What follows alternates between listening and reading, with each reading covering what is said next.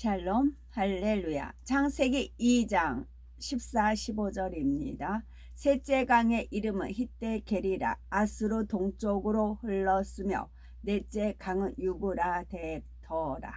여호와 하나님이 그 사람을 이끌어 에덴 동산에 두어 그것을 경작하며 지키게 하시고. 아멘. 창세기 강의 쉬운 한 번째, 넷째 강 유브라데입니다. 넷째 강 유브라데 살펴봅니다. 유브라데강은 오늘날로 유프라테스 강이라 불러지지요. 유프라테스 강은 터키의 아르메니아 고원에서 발원하여 터키, 시리아, 이라크로 흐르다가 페르시아만으로 빠집니다. 셋째 강인 히데겔, 즉 티그리스 강과 매우 가깝고 나중에는 두 강이 합류하지요. 그래서 오늘날 이 두 강을 묶어서 티그리스 유프라테스 강이라고 부르기도 합니다. 유브라데 강 역시 오늘날 유프라테스 강과 일치하는 것은 아닙니다. 오랜 세월 동안 지형이 많이 바뀌었지요. 창세기 15장 18절에 유브라데 강이 나옵니다. 그날에 여호와께서 아브람으로 더불어 언약을 세워 가라사대 내가 이 땅을 애굽 강에서부터 그 큰 강 유브라데까지 네 자손에게 주노니 하셨지요. 아브라함은 BC 약 2000년경 유브라데 강 하류의 갈대아 우르에서 태어났습니다. 그러다가 하나님의 주관하심에 순종하여 가나안 땅으로 옮겨왔지요. 아브람 당시 있었던 큰 강 유브라데는 현존한 유프라테스 강과 연관이 있습니다. 하나님께서 유브라데 강을 처음 만드셨을 때의 모양과 위치는 정확히 알 수 없지요. 유브라데의 문자적인 의미는 맛이 달다라는 뜻입니다. 하나님께서는 이 강에 담아두신 영적인 의미는 풍요라고 하셨지요. 이 강에 왜 이런 의미가 담겨 있을까요? 유브라데 강은 티그리스 강과 인접해 있어서 비옥한 병야를 만들었습니다. 이 비옥한 병야는 서쪽으로 지중해 연안까지 이어지는데 이를 초승달 옥토지대라고 부르지요. 이런 지형적인 특색으로 인해 이곳에는 4대 문명의 하나인 메소포타미아 문명이 발생했습니다. 메소포타미아 문명은 지형적인 이점을 이용하여 경제적인 풍요 속에 놀랍게 발전합니다. 유브라데 강의 풍요라는 의미를 담아주신 또 한 가지 이유가 있지요. 오늘날 가장 중요한 에너지 원인 석유가 이 지역에 많이 매장되어 있습니다. 중동의 석유 매장량은 전 세계의 약 80%에 이르지요. 이란의 석유 매장량은 세계 1위인 사우디아라비아와 함께 세계 5위 안에 듭니다.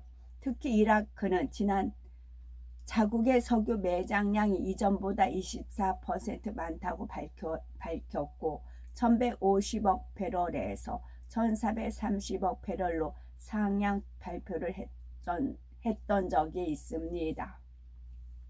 오늘날 중동의 산유국들은 석유 수출만으로도 큰 수입을 올리고 있지요. 석유는 19세기에 들어와서야 중요한 자연 재원으로 인식되었지만 하나님께서는 이 마지막 때의 될 일까지 내다보고 하셨던 겁니다.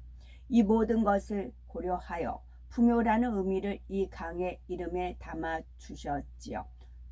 그런데 이 유브라데 지역에 있는 풍족한 석유 자원으로 인해서 7년 환란 동안 큰 전쟁이 일어날 것이 계시록에 예언이 되어 있습니다. 요한계시록 9장 14, 15절에 나팔 가진 여섯째 천사가 말하기를 큰 강 유브라데에 결박한 내 천사를 놓아주라 하매 내 천사가 놓였으니 그들은 그년 월 일시에 이르러 사람 3분의 1을 죽이기로 예비한 자들이더라 했습니다.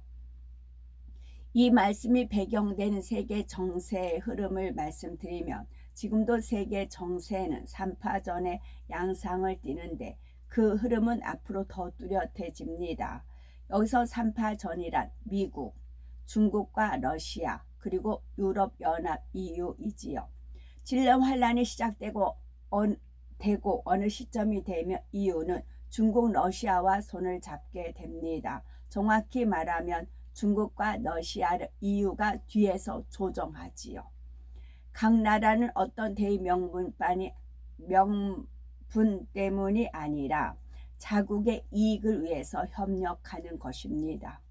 이때도 세계 열강들이 주목하는 것은 중동의 석유에 대한 이권입니다. 더 많은 이권을 갖기 위한 경쟁이 급기야 전쟁으로 발전하게 되지요.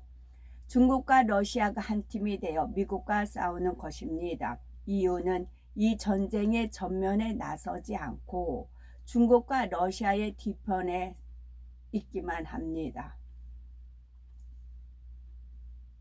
이것이 3차 세계대전으로 핵폭탄과 생화학 무기도 사용이 되지요. 그 결과 세계 인구 3분의 1이 죽는 엄청난 피해가 발생합니다. 이에 전쟁 당사국들도 잠시 주춤하지만 이내 또다시 싸우게 됩니다. 이번에는 핵전쟁이 아니라 재래식 전쟁입니다. 유브라데 강 유역, 곧 중동 지역으로 양측 군대가 와서 직접 싸우는 것이지요. 중국과 러시아 그리고 미국은 핵전쟁에 연이어 치른 전쟁으로 인해 양측 모두 엄청난 피해를 봅니다. 결과적으로는 누구도 중동 지배권을 취하지 못하지요. 이때 바로 EU가 등장을 합니다. EU는 중국과 러시아 그리고 미국 사이를 중재하려는 듯이 나섭니다. 그리고 양대 세력이 약해진 틈을 타서 세계 정세 주도권을 잡게 되지요. EU는 한동안 패권을 쥐고 세계 정세를 주도해 갑니다. 중동 지역을 장악하여 석유 자원을 통해 경제력도 월등해지지요. 그런데 이것도 오래가지 못합니다. 요한계시록 16장 12절에 그 여섯째가 그 대저벌 큰 강 유브라데의 소돔에 강물이 말라서 동방에서 오는 왕들의 길이 예비되더라 했습니다. 이 예언처럼 유브라데의 강물이 마르지요. 이는 진짜 강물이 마른다는 뜻이 아니라 석유 자원이 유전 시설의 파괴 등의 이유로 고갈된다는 의미입니다. 석유 자원이 고갈되면서 이후의 경제력도 약화됩니다. 이렇게 석유 자원의 고갈로 이유가 힘과 권세를 잃게 되는 것을 강물이 마른다라고 표현을 한 겁니다.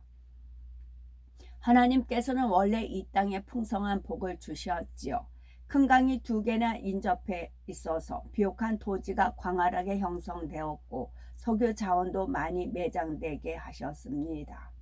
그러나 사람들의 마음의 악함으로 인해서 복을 화로 바꾸고 말았지요. 이 땅을 차지하기 위한 전쟁이 고대부터 세상 끝날까지 이어지는 것입니다. 유브라데 강까지 하나님께서 만드신 네 강을 모두 살펴보았습니다. 네 강은 세계 4대 문명의 발생지 중 3곳과 겹치지요. 바로 첫째 강 비손 유역은 인더스 문명, 둘째 강 기온 유역은 이집트 문명, 셋째와 넷째 강 유역은 메소포타미아 문명의 발상지입니다. 참고로 중후 황하 유역의 황하 문명도 세계 4대 문명 중에 하나에 들어가지요. 그런데 하나님께서 만드신 네 강의 위치를 한꺼번에 보면 이스라엘을 원처럼 두르고 있습니다. 하나님께서는 선민 이스라엘이 어느 곳에 자리 잡을지를 아시고 그 주변에 네 강을 만드신 것입니다. 하나님께서 모든 것을 미리 아시고 하나하나 이루셨음을 알 수 있지요. 물론 이 네 지역 외에 다른 곳에도 큰 강들이 있습니다. 그런 강들은 자연의 법칙에 의해서 오랜 시간 동안 저절로 만들어졌지요. 반면 이 네 강은 이스라엘을 향한 하나님의 섭리 가운데 하나님께서 친히 위치를 잡고 만드셨지요. 그래서 이 네 강이 인류 문명의 발상지들이 될 수가 있었습니다. 이스라엘 민족은 애굽에서 번성했고 출애굽으로 한 나라가 되는 계기를 마련했습니다. 하나님이 이스라엘의 통치자이시오 하나님이 주신 율법은 법이며 하나님께서 택한 민족이 국민의 나라입니다. 그래서 출애굽 후 가나안을 향해 갈 때에 하나님께서는 모세에게 다음과 같이 말씀하셨습니다. 출애굽기 19장 5, 6절에 세계가 다 내게 속하였나니 너희가 내 말을 잘 듣고 내 언약을 지키면 너희는 열국 중에서 내 소유가 되겠고 너희가 내게 대하여 제사장 나라가 되며 거룩한 백성이 되리라. 너는 이 말을 이스라엘 자손에게 고할지니라. 이 말씀을 우리나라로 적용을 하시면 우리나라가 내 말을 하나님 말씀을 잘 듣고 하나님의 언약의 말씀을 지키고 또 제사장 나라가 되고 거룩한 백성이 되리라. 왜냐하면 이스라엘은 야곱 한 개인이 이스라엘로 바뀌었어요. 야곱이란 이름이 이스라엘로 바뀌었어요. 그래서 성경에 보면 야곱이 얘기하면서 야곱이 이랬다, 이스라엘이 이랬다, 그런 식으로 어느 때는 야곱, 어느 때는 이스라엘, 그렇게 이제 한 장에 그렇게 표현이 되어 있잖아요. 그래서 하나님께서 이제 집회 중에 이렇게 이스라엘 가면 이제 그 안 좋은 집회도 있고 막상 저도 유대인 이렇게 접하면 우리는 막 거룩한 줄 알고 그러잖아요. 근데 굉장히 세속적이고 또 무교가 뭐 이제 안 믿는 사람이 몇 % 차지한다 그러잖아요. 그러면 촛대가 옮겨지는 겁니다. 물론 하나님께서 이스라엘 민족은 이제 선민 민족이기 때문에 7년 환란 때 이렇게 이제 그들이 숨는 그런 장소가 있어요. 그래서 육의 사람으로 많이 남아요. 육의 사람으로. 그들은 많은 환란을 겪었기 때문에 그런 이제 체질화가 돼서 7년 환란 중에도 많이 살아남아요. 많이 살아남은 사람이 유대인들이에요. 그런데 영적으로 그러면 우리 이제 단군신앙 그렇게 제가 말씀을 제 생각이 아니고 하나님께서 알려주신 거예요. 제가 말이 어눌해서 이걸 잘잘잘하게 이제 설명을 못해서 그러지. 그게 또 저의 장점이에요. 나 혼자 잘났다면 어떤 사람이 크겠어요. 제가 모자라기 때문에 다른 사람들이 크는 거잖아요. 그래서 이 우리나라 대한민국이 그래서 제가 애국가 1절이라도 부르라는 이유가 그거예요. 하나님께서는 이 말씀을 우리가 하나님 말씀을 잘 듣고 언약을 지키고 그래서 하나님의 소유가 되고 그래서 제사장 나라가 되고 거룩한 백성이 된다. 세계 중에서 이 자격을 갖춘 나라, 이거를 위해서 준비하는 나라, 이걸 위해서 치열하게 영적 싸움하는 나라가 누가 있어요? 이스라엘도 이 싸움 안 해요. 그 이스라엘의 그 고대 유대인들 뭐 검은 옷 입고 수염 기르고 뭐 토라 외우고 하는 사람들이 있댔잖아요.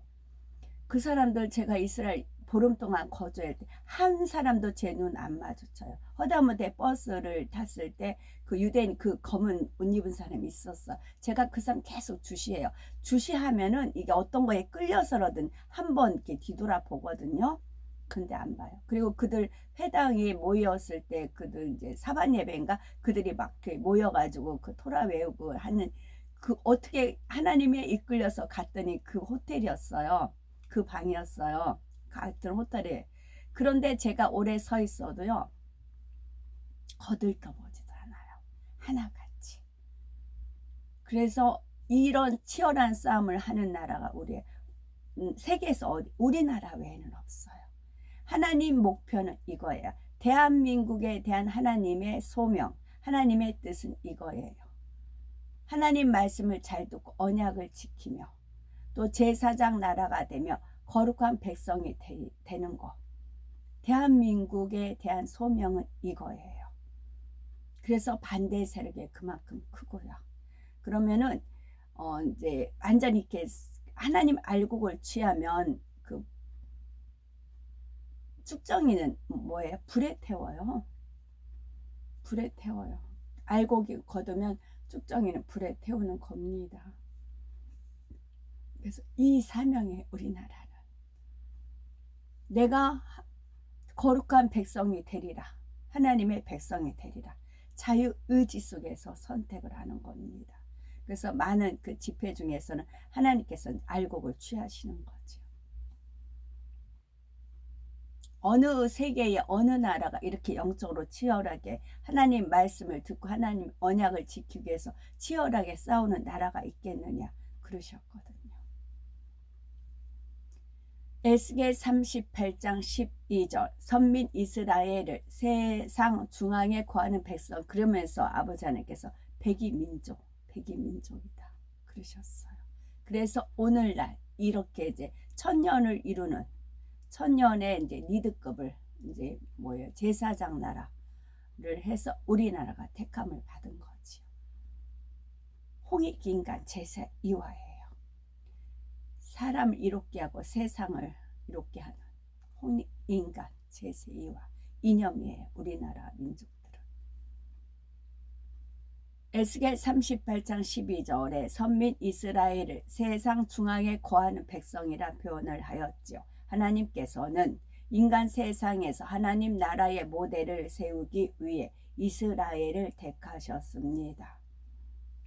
이스라엘 민족은 7년 환란 때 남는 민족이고 우리는 7년 환란 되기 전에 휴거에서 올라가는 휴거 백성이 가장 많은 나라가 그러니까 휴거의 어느 이제 유튜브 상에 나와요. 휴거의 종주국이다 우리나라는. 그러니까 이제 이단들이 많이 있어요. 근데 이단들에게도 이제 진이 있어요. 진짜가 있어요. 거기다 하나님께서 심어 놓으신 거예요. 거기서 이제 하나씩 심어 놓으셨거든요. 그 이제 저는 제가 아버지 하나님께서 일러주셔서 그 진짜를 이제 캐치를 하는 거죠. 그걸 들으면서 그 중에 하나가 이제 대한민국은 휴거의 종주국이다. 주님의 초림의 종주국은 이스라엘이었어요. 근데 휴거의 종주국은 대한민국이에요. 그렇다고 이스라엘을 버린 게 아니고 이스라엘은 7년 환란 때 살아남아요. 그리고 이를 위해 6일 창조 이후도 그래서 보름 동안 아버지 하나님께 저한테 이런 비전을 주고 이스라엘을 도를 때 이런 사인으로 가지고 이제 돌았지요. 그리고 이를 위해 6일 창조 이후에도 이스라엘 주변에 4강을 만드셨습니다. 이 4강에서 생긴 문명들이 각각 어떤 의미를 지니고 있는지요. 15절을 보면 여호와 하나님이 그 사람 곧 아담을 이끌어 에덴 동산에 두사 그것을 다스리며 지키게 하셨다 했습니다. 아담은 이 지구에서 흙으로 지어졌는데 하나님께서 생기를 불어넣으시자 생명이 되었지요. 이 기가 제가 그때 노트 필기한 거 찾으면 말씀드릴게요. 이 기운 기가 하늘의 구름에 떠있는 그 기운하고 굴뚝에서 연기가 피어나오는 그 기 있잖아요. 연기 기 있잖아요. 그거의 합성을 해요. 기가. 그러니까 하늘의 구름에서 흐르는 그 기하고 옛날에 우리 굴뚝 불 때잖아요. 그럼 굴뚝에서 연기가 막 피어오르잖아요. 그 연기, 그 기래요. 저는 이거를 영적으로 이거였나 그러니까 알 수가 있었어요. 생기를 불어넣는다 그러잖아요. 그럼 하늘에 이제 그 구름의 그 기운을 저는 봅니다. 그리고 이제 왕겨 같은 것도 풍류를 살살 이제 돌리면 이제 또 그 굴뚝이 그 따뜻하게 되잖아요. 그런데 그 굴뚝이 맥히면 안 된대요. 각자 굴뚝이 뚫어야 된대요. 각자 굴뚝을 하나님과 막힌 담을 뚫어야 뚫어야 여기서 부를 때도 연기가 그 굴뚝에서 빠져나간다는 거죠. 그래서 허다못해 산타 그 할아버지가 막 굴뚝 타고 온다 그런 거 있잖아요. 그것도 그냥 지어낸 것이 아니고 그런 섭리래요. 각자가 하나님과 자기의 굴뚝이 뚫려 있어야 된대요. 그래야 이쪽에서 불을 펴도 이게 연기가 삐져나가고 하늘의 기운이 이제 오고 가는 기가 받아진다는 거죠. 아무리 생기를 불어 넣는다 할지라도 굴뚝이 막혔으면 안 된대요. 그러니까 마음의 문을 열어야 길을 받을 수가 있는 거지요. 저는 이제 아버지 하나님께서 이런 이제 의미를 알려주시기 때문에 집회에 참석할 때 이런 마음으로 이제 임하는 거지요. 생명인 아담은 육의 사람과 달리 영원히 썩지 않은 영의 몸이 되었습니다. 이에 하나님께서는 아담을 지구가 아닌 둘째 하늘의 에덴 동산에 살게 하셨지요. 에덴 동산은 영에 속한 공간으로 그 어떤 생물도 죽지 않고 썩지 않습니다. 반면 이 지구는 육에 속하여서 생물들은 수명이 다하면 죽고 썩어서 흙이 됩니다.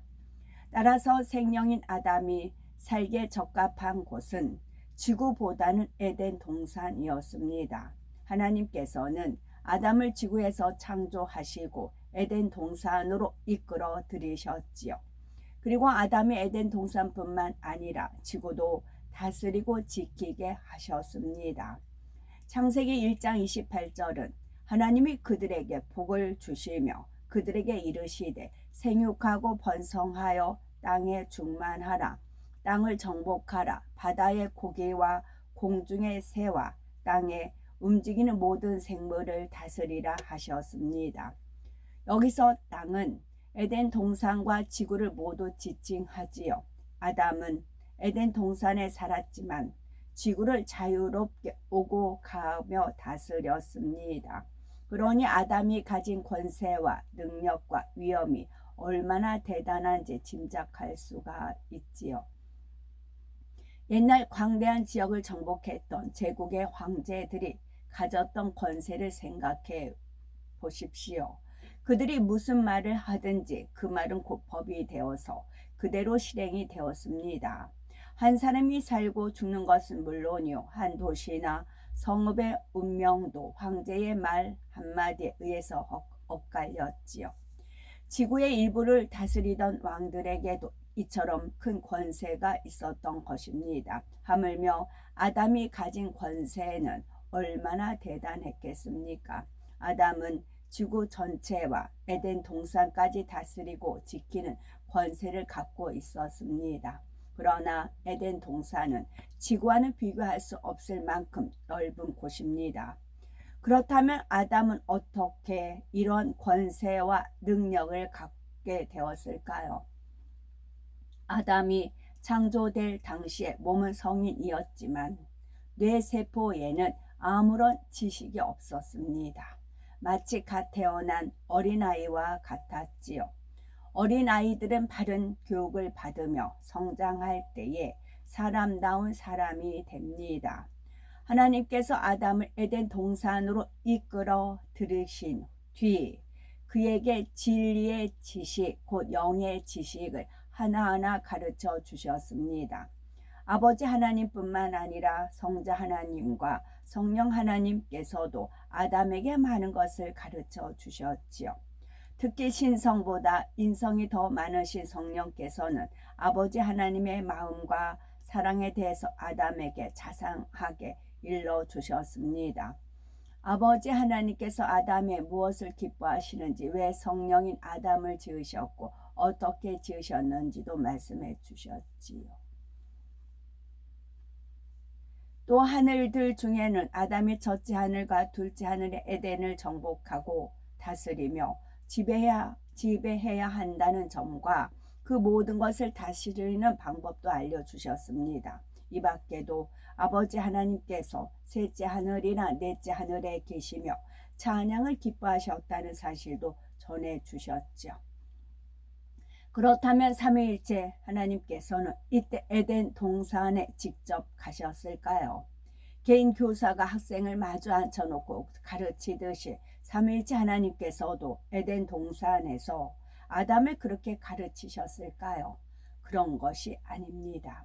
삼위일체 하나님의 본체는 둘째 하늘에 가시지 않았습니다.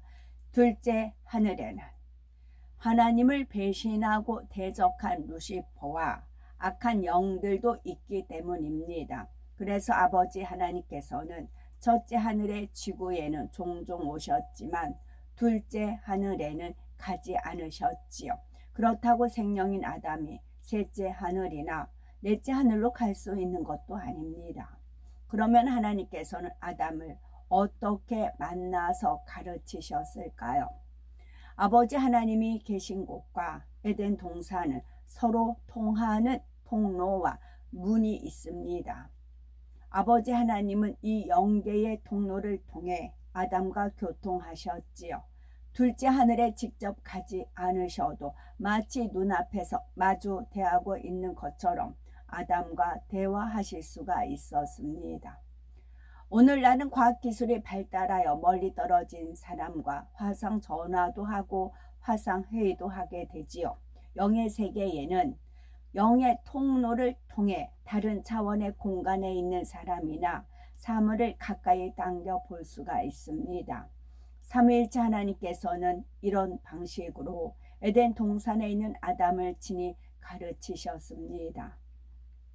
아담이 첫째 하늘과 둘째 하늘의 에덴을 능히 정복하고 다스리며 지배할 수 있도록 지혜와 능력과 권세를 갖게 하셨지요. 이로써 아담은 겉모습뿐만 아니라 속 내용까지 하나님을 닮게 되었습니다.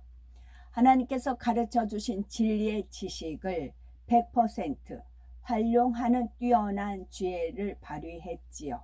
또한 영계에서는 죄가 없는 것이 곧 큰 힘과 권세로 작용을 합니다. 아담은 당시 죄가 전혀 없었기에 하나님께로부터 빛의 권세를 받았습니다. 그래서 에덴 동산과 지구를 어둠의 영들로부터 능히 지킬 수 있었지요. 아담이 있는 한 어둠의 영들이 에덴 동산과 지구를 감히 침범할 수 없었습니다. 하나님께서는 이러한 아담에게 하와를 배필로 주셨고 그들에게 복을 주시며 생육하고 번성하여 땅에 충만하라 라고 말씀하셨습니다. 이 말씀을 통해 아담과 하와는 에덴 동산에서도 자손을 많이 낳았음을 알 수가 있습니다. 자손이 크게 번성하였지요. 에덴 동산은 질병도 죽음도 없기 때문입니다. 하와가 에덴 동산에서도 아이를 낳았음은 성경의 기록을 통해 알 수가 있습니다. 바로 아담과 하와가 죄를 범했을 때에 하나님께서 하와에게 이렇게 말씀하셨지요. 창세기 3장 16절에 내가 네게 잉태하는 고통을 크게 더하리니 네가 수고하고 자식을 낳을 것이며 너는 남편을 사모하고 남편은 너를 다스릴 것이니라 하셨습니다. 이제부터 잉태하는 고통이 있으리라가 아니라 잉태하는 고통을 크게 더하겠다라고 하셨지요. 잉태하는 고통을 크게 더하겠다는 것은 그 전에도 고통이 있었음을 나타냅니다. 에덴 동산에서도 여인의 아이를 해산할 때 미미한 통증은 느꼈습니다. 태아가 나오려면 산모의 골반이 벌어져야 하지요. 생령이라 할지라도 아이를 출산할 때에 이처럼 뼈가 벌어지는 것을 느낍니다. 그렇지만 그 느낌은 이 땅의 여인들이 받는 출산의 고통에 비하면 아무렇지도 않지요. 여인에게 잉태의 고통이 더 크게 더해진다에는 다른 영적인 의미도 있습니다. 아담과 하와는 에덴 동산에서 자손을 많이 낳았습니다. 그리고 계속해서 자손이 자손을 낳음으로 에덴 동산은 아담과 하와의 후손으로 충만해졌지요. 아담과 하와가 에덴 동산에서 산 기간은 결코 짧지 않습니다. 많은 사람들은 이 사실을 모르기 때문에 아담과 하와가 창조된 후 얼마 안 가서 범죄했다고 오해를 하지요. 만일 그랬다면 모든 것을 아시는 하나님께서 에덴 동산을 굳이 따로 창설할 필요는 없습니다. 또한 아담에게 그처럼 큰 권세와 능력을 주실 필요도 없지요. 어차피 잠시 후면 모든 권세를 잃고 에덴 동산에서 쫓겨날 텐데 말입니다. 아담은 에덴 동산에서 자손을 낳으며 무수한 세월을 살았습니다. 하나님께서 주신 권세와 지혜와 능력으로 에덴 동산과 지구를 잘 다스렸지요. 그러면 아담은 그 넓은 지역을 혼자서 통치했을까요? 에덴 동산의 사람들에게는 조직과 질서가 있습니다. 일정한 단위로 나뉘어 있고 각 단위마다 머리급이 있습니다. 이외에 아담의 통치를 직접적으로 돕는 존재들도 있지요. 그들이 누구이며 어떻게 아담을 도왔는지 말씀이 나옵니다. 유브라데 강의 위치와 강에 담긴 영적인 의미를 말씀드렸고, 또한 하나님께서 어떻게 아담과 교통하셨는지 말씀드렸습니다. 영계의 통로와 문을 통해 하나님께서는 아담에게 친히 진리의 지식을 심어 주셨지요. 아버지 하나님께서는 아담뿐만이 아니라 모든 믿음의 자녀들과 교통하기를 원하십니다. 아버지 하나님에 대해서, 영의 세계에 대해서 밝히 알려주기를 원하시지요.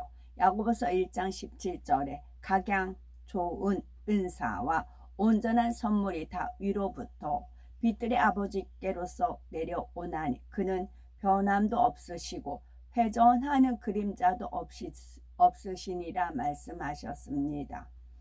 예수 그리스도를 믿고 죄사함을 받으면 누구나 성령을 받습니다. 성령은 아버지 하나님의 깊은 것까지 통달하시는 분이시지요. 성령은 성도들의 마음속에 계시면서 때론 음성으로, 때론 주관하심으로 하나님의 마음과 뜻을 알려주십니다. 하나님의 깊은 사랑도 느끼게 해주시지요. 성령님과 밝히 교통하려면 에덴 동산의 아담처럼 죄가 없어야 합니다. 마음에서 비진리와 악을 벗어버리고 하나님의 형상을 되찾아야지요. 그러면 아담처럼 아버지 하나님께 영적인 권세와 능력도 받게 됩니다. 범사에 형통한 길로 인도받아 복 있는 사람이 될 수가 있지요. 우리도 속히 하나님의 형상을 되찾아 만군의 하나님 자녀답게 영적인 권세와 복을 누리는 우리가 되어야 되겠죠. 아멘. 샬롬.